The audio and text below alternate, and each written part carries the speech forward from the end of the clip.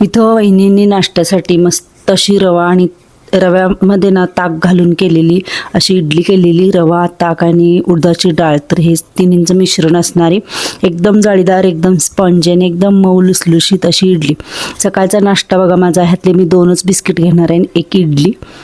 तर हे 2 बिस्किट मी काढून ठेवलेत. आणि आता आज ना कुठंतरी जायचं प्लॅनिंग चाललं आहे आमचं. कार्यक्रमाला एका जायचं आहे. नाश्ता करून झाल्यानंतर आम्ही आवरणार आहोत इडलीचा घाणा. सगळेजण नाश्ता वगैरे करत आहेत.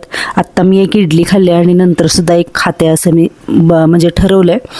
तर सगळेजण नाश्ता वगैरे करून तयार झाले आणि त्यानंतर दोघी वहिन्यांचं चाललं आहे वेणी वगैरे घालायचं. तर इथं आमचं चाललं होतं बोलणं, इडलीमध्ये काय काय घातलं आहे हे सगळं मला सांगत होत्या त्या. आणि इथं हे बघा आता ह्या दोघींचं चाललं आहे आवरायचं. छान अशी सागर वेणी लतिका घालायला लागल्या वहिनींची, मस्त अशी. हे बघा खूपच सुंदर आणि छान रेडी झालेत सगळेजण. मी सुद्धा छान आवरले आणि इथं मी नाश्ता करत आहे आत्ता इडलीचा. कंप्लीट मी व्हॉइस ओव्हर दिला आहे कारण भरपूर असा मुलांचा वगैरे गोंधळ होता त्यामुळे.